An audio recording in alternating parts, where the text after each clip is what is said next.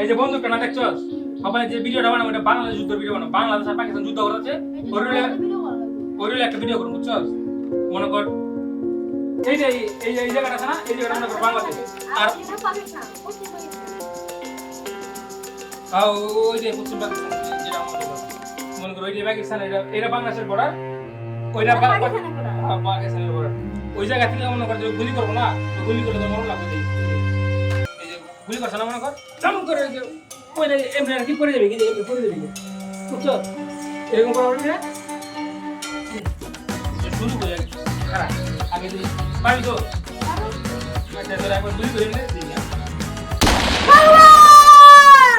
Ha ha